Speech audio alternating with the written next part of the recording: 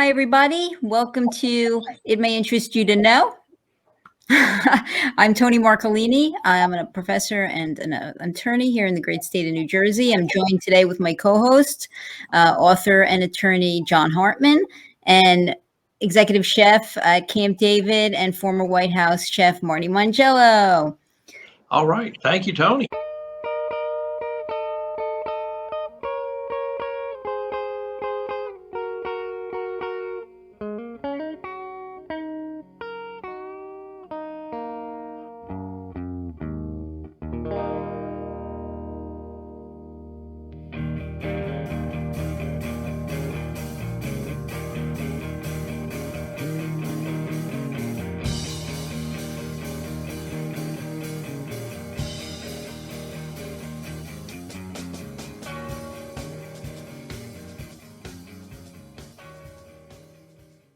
Over to you, Tony.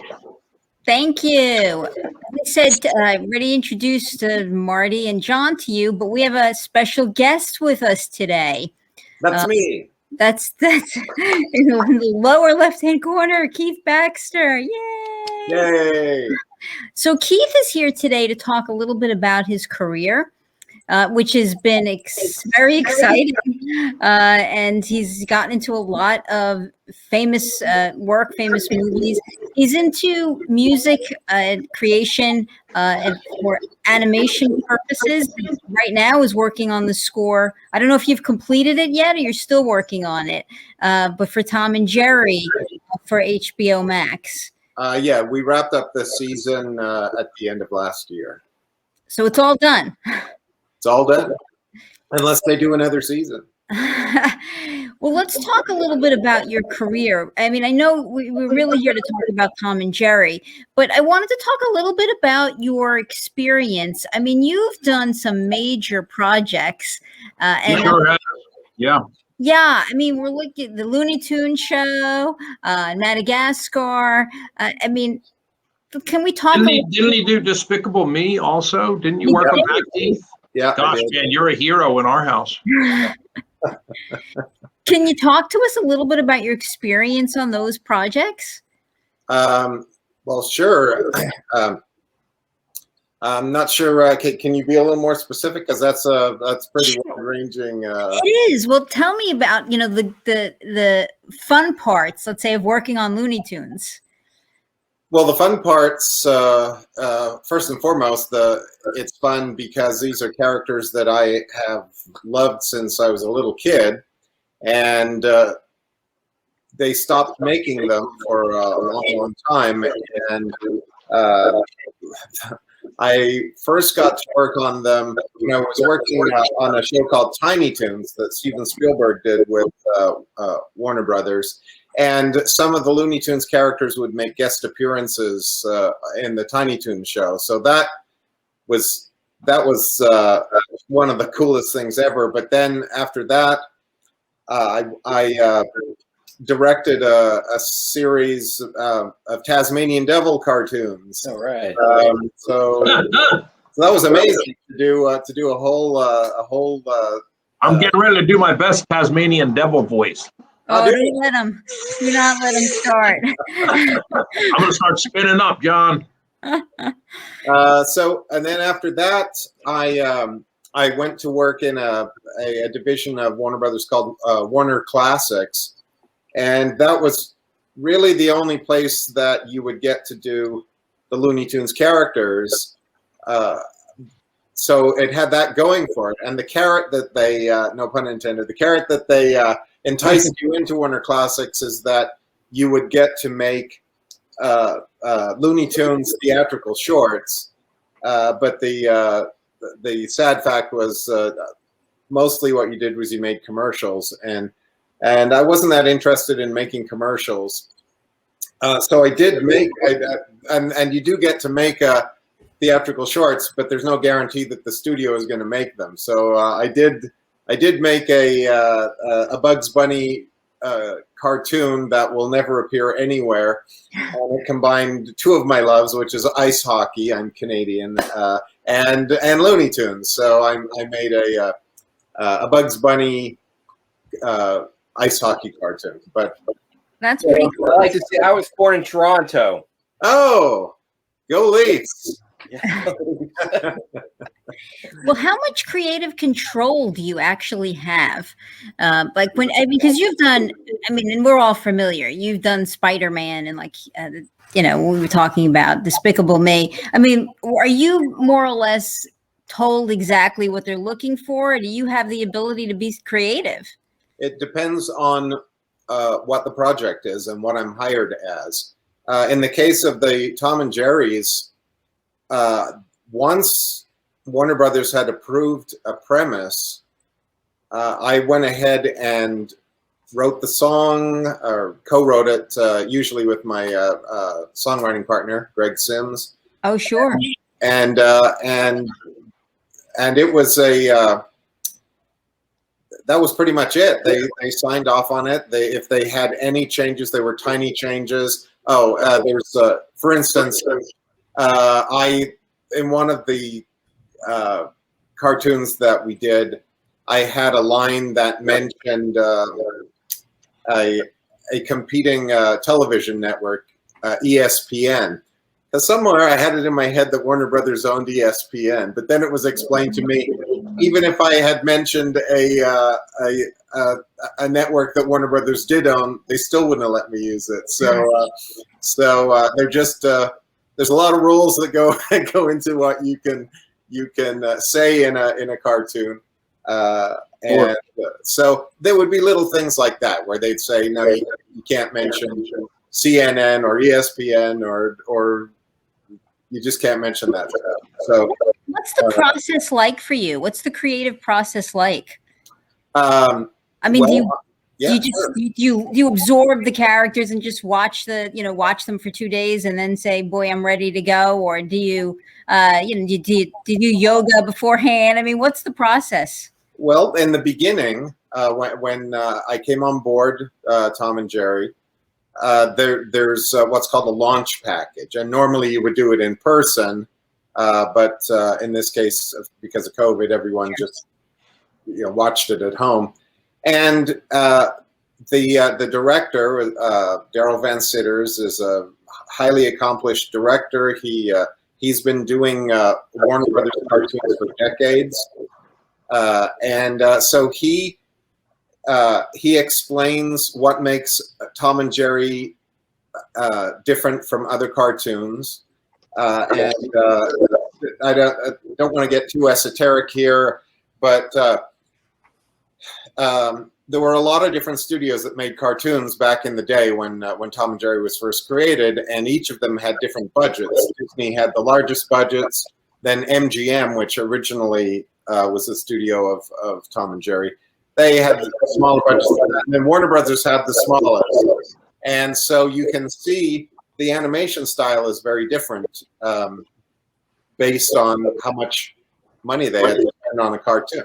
So he was very specific about how you move the characters, how you pose the characters. If you look at Tom and Jerry, all of the animals in Tom and Jerry, when they come to a resting position, their hands they're posed like animals, as opposed to like Funny and Daffy. They just stand around like people, with their hands on their hips and all that stuff. But Tom and Jerry characters, they relax into animals, whereas that's not true for generally for the Looney Tunes characters. So that's a launch. Kind of lost track of the question. It did seem like that was the right answer. Well, I was going to say, Tony, he also worked on Shrek the Halls. Wow. And, He was like a story artist or something for Right. Shrek. Yeah. Right? Okay. So What does that mean? Yeah. I worked as a character designer, a story artist, a character layout artist, an animator, a writer, director, just almost everything you can do drawing cartoons. So a story artist's job is very different depending on which studio you work at.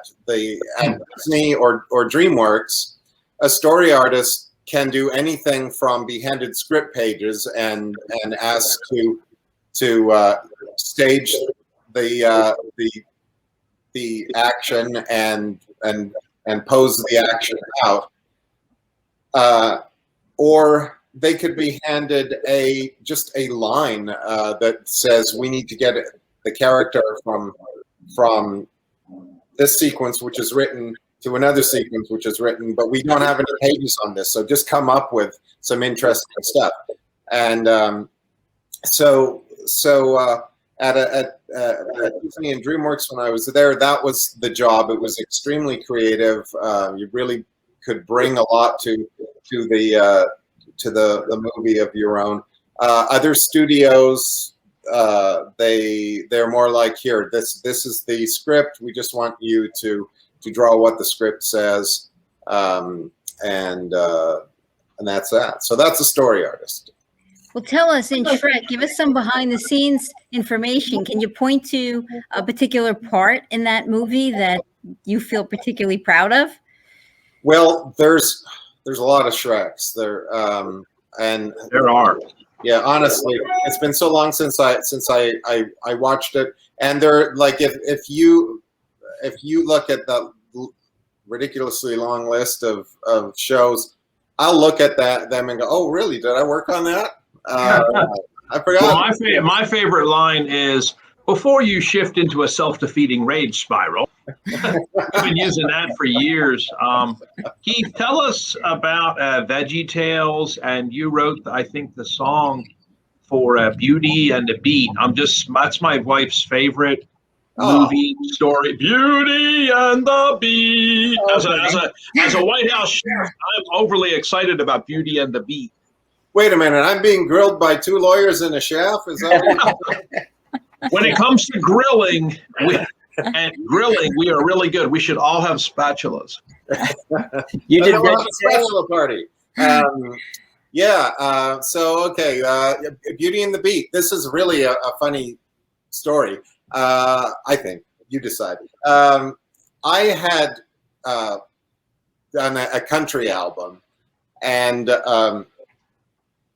very few copies got sold. But the person that was asked to direct Beauty and the Beat was one of those people that listened to it, and he said, I want this guy to write the songs for Beauty and the Beat. Now, Beauty and the Beat was a VeggieTales show, and you know that VeggieTales is they call it values entertainment, and the lyrics that this director, and the director is a very deeply Christian person as well, but the song that he was showcasing as saying, see how funny these lyrics are, they were very racy, and so they were not at all convinced that I was the guy. So they asked me to write a song on spec for it before they committed. And so I wrote one of the songs on spec, and they loved it and said, "You're our guy." So Wow. I think 8 or 10 songs for it, and How wonderful is that? I mean, to reach kids' hearts. The VeggieTones, by the way, for those of our viewers out there all across the world, if you don't know, the VeggieTones are a traveling family band, and this particular next big gig is at Vegetable Square Garden. So some of this stuff may sound familiar. They do a lot of creative borrowing and licensing. Oh, the VeggieTales are great. yeah, and so it was very exciting that Kelly Pickler was selected to be the voice. That's right. And a friend of mine, Rob Paulson, who does so many voices for every studio. He's at different times in his career. He's been 2 different Ninja Turtles. He was Yakko in Animaniacs, and just he does a zillion voices. And so he provided the voice of the Beat in Beauty and the Beat. So when I recorded that, I sent my guitar parts to the producer in Nashville, and I had sent sequence drums and bass and all that. And the producer brought in Brad Paisley's drummer and bass player to play the live instruments on it. So that was a real kick. Do you record at home, or do you have a home studio? Yeah, I have a home studio. I can do any MIDI parts, guitar parts, but when I have to do vocals and other live instruments and then mix it down, then I'll take it into a studio. Do you do anything on the side for fun, like playing a band or? Yeah. Well, I'm moving right now. I'm in the process of moving to Tennessee. But I was in a band. I guess I'm theoretically still in the band. It's called California Dreamin', and we did a final gig here on Friday. And it was doing the music of Laurel Canyon, which is, for those who don't know, it's all of these bands and singer-songwriters like the Beach Boys, the Monkees, and the Eagles, and Joni Mitchell and Jackson Browne. Just an amazing group of writers and performers. And I had never been in a band that had so many strong singers where we could pull off real credible versions of Mamas and the Papas and the Eagles and so yeah, we were really on a great path until COVID derailed us. Oh gosh! Are you on YouTube? Yeah. Can we look it up on YouTube? You're playing or your band? Yeah, there's I think there's I got a clip ready on I think his YouTube site today. If I can showcase it, it's about 3 minutes long, but it is really funny and only reminiscent of James Bond. This is the Cheesemongers. Yeah, there's. I thought he was asking about the band. About the band, just real quick. Yeah. Oh, the band. Okay. Look it up on YouTube. Yeah, there might be. There might be something on my channel. Okay. It looks like right there, Keith Baxter playing the Van Halen "Beat It." Oh, so. When I was a kid, when I was in my 20s. Yeah, that's me in my 20s. You look good, man. Get it. Get that, Keith. I subscribe to your channel, by the way. Okay. I put that up there because an editor friend of mine one time he's a bit of a guitar player and he said, what sort of stuff do you play? And I said, I play all kinds of stuff. I didn't trust teachers. So he said, can you play like Van Halen? And I said, well, I used to play the Beat It solo in a band, and he knew me from the animation side, so he was looking a little askance. And then one day, I didn't even know I had that video, but when I happened upon it, I put it up on Facebook and notified him to tell him I wasn't BSing him. Can I ask you? Is the move to Nashville? You're moving to Nashville, Tennessee? I'm actually moving just outside of Knoxville. Okay. I want to live on the lake, so I'm moving to Teleshow Lake. That was usually covered by her phone. This was a little Prince Ali chord melody arrangement.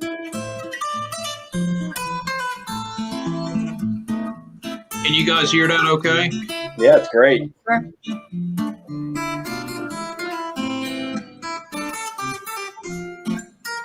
Is that your song? Yeah. So when COVID happened and the band lost all its work, I gave myself the task of writing and performing one guitar arrangement a day. So Wow.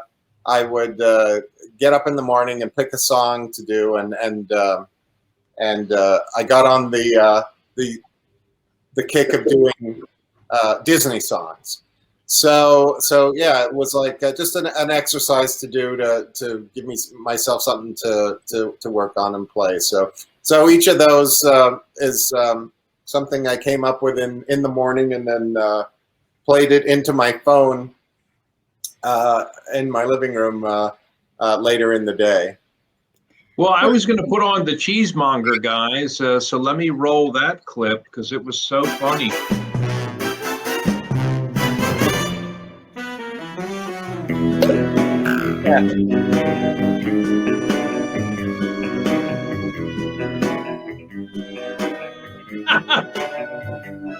I hope you guys caught that. Say your goodbyes to the cheese you hold dear. Keep the cheese you love near. This is pretty damn creative. Well, cheesemonger's coming. He can't be outsmarted. All cheese left unguarded will soon be departed. If you roll the dice, you'll pay the price. That's it. There's nowhere to hide, even one single slice. That is so funny. Even one single slice. I love it. So yeah, I on that one, it actually by the time I got this far in the process, where now I was really comfortable making these, I had 3.5 weeks from the moment the premise was approved to turn in a finished cartoon. And in the beginning, that felt like not quite enough time. But by the time I did this one, it only took me 3 weeks, maybe even a little less than 3 weeks to put it all together. Well, you're absorbed now, I think, in promoting the Tom and Jerry. Let's talk about that a little bit. It's coming out on Sega Season 1 is coming out on HBO Max. Yeah, it just started at the beginning of July. It's on already. Yep, it's on already, but they only released the first 7 episodes, and in that batch, I only have one cartoon in it. Originally, they had approached me a year earlier, so that would have been about 2 years ago, because they wanted to do a whole season of musical Tom and Jerry's, and I was working on something else, so I had to decline. And then last July, they came back to me and said, "I know you already said no, but we're gonna just touch base in case you're interested now." Well, now I was really interested. I'd done a bunch of projects with my writing partner Greg, and we were just eager to do as much stuff as we could. And when it was Tom and Jerry, it was something we just couldn't say no to. So most of the cartoons that I did are gonna come out in the next batch that they release, but the first one is in the batch that's playing now. Were you a Tom and Jerry fan? Yes, absolutely. Now, if you are a real Tom and Jerry aficionado, or if you're a real animation aficionado, then you know that not all Tom and Jerry cartoons are created equally, and some of them are extremely good. The original ones that Hanna-Barbera did at MGM are just absolutely top-notch, really funny, great animation. And then, as you have probably heard, sometimes studios will just try to do a cash grab. I don't know if you've heard of this concept, but you never heard of that, huh? No. Well, they will, and what they'll do is they'll say, "Hey, people will buy Tom and Jerry no matter what it looks like." So then there's some bad Tom and Jerry's that have been made over the years as well. But I'm really proud of what we did on these. Daryl is a fantastic director. And they gave us an opportunity to do something that doesn't happen every day.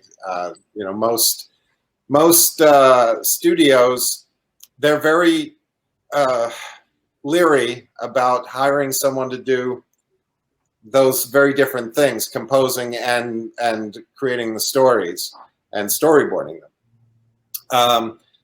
It doesn't fit into a normal workflow or schedule, and so they're very timid about doing anything that departs from the schedule, because you can only get in trouble for doing that. So I gotta thank Will Finn, who was the story supervisor, and Daryl, the director, and Ashley, the producer, for giving me the opportunity, because I know those opportunities are they're pretty rare.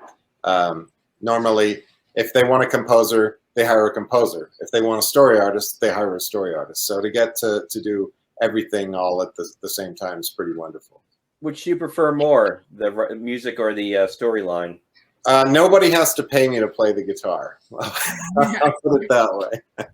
I got a question. Have you ever, almost like as a joke, submitted like music that you knew that just to see if they were really paying attention, like something like Metal or something like By the Cure? It sounded like By the Cure, just as a joke, and you threw it out there. I don't know. Have I ever done that? I'd have to think about that. I will tell you the very unorthodox way that I got into writing music for film and television. When I was doing Taz-Mania, I had a story artist working for me, who later on, she became the producer of the Beethoven cartoon. And so she hired me to do character designs for it. So I submitted a theme song for the Beethoven cartoon on spec. And they included that along with a bunch of other composers, and they sent them all over to Ivan Reitman and Michael Gross, and they picked this song that I had written on spec. And I didn't know any better. I figured, well, that's probably how everybody does it. So when I started working as a character designer on the Mask animated show, I did the same thing, and the same thing happened. They picked my song, and then they asked me to do another one for the Mask had a Saturday morning show and a syndicated package, so they wanted a different song for that. So I thought, well, I guess that's how you do this. Later on, that never happens. So Did you just ever? amazing.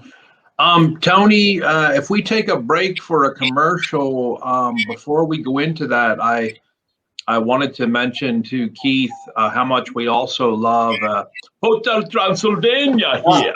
You worked on the soundtrack for Hotel Transylvania, and I have a specific reason of why we like it so much here. My daughter and I absolutely love Hotel Transylvania. So when we come back, please, we will be back and talk to Hotel Transylvania.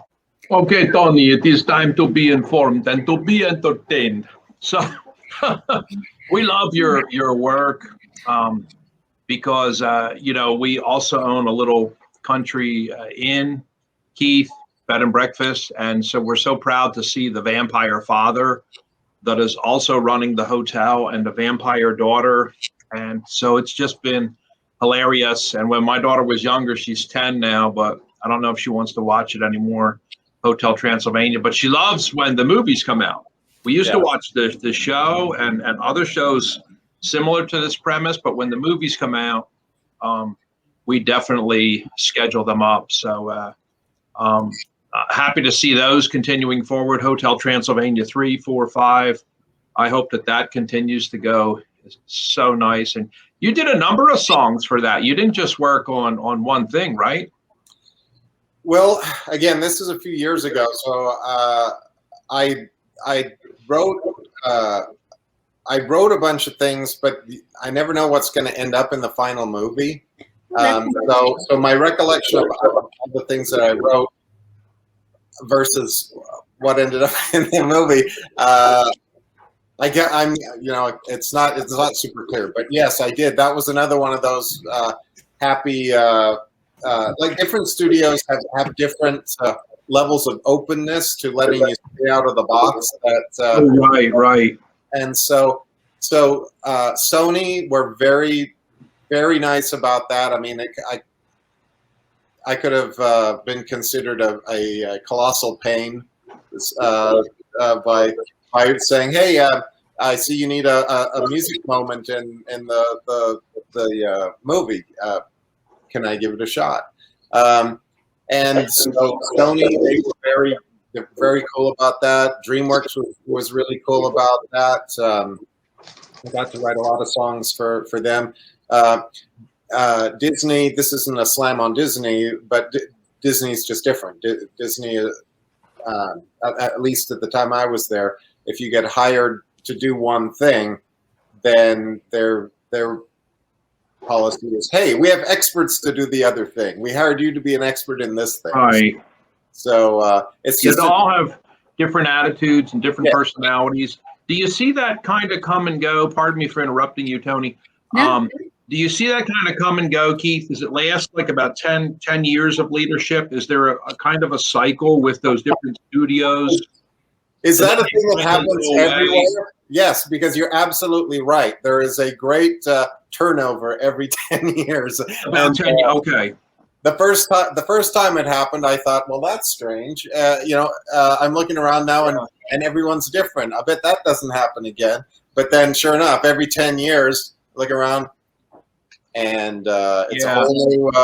I just want to say, and John might have a comment about this, but in the Country Club and the Club Managers Association of America, we have a life cycle of being a club general manager of about 3 to 5 years. It's just something we've come to understand and be able to put a push pin on. A new president comes in. Well, we're going to change things around here. I'll tell you a little something.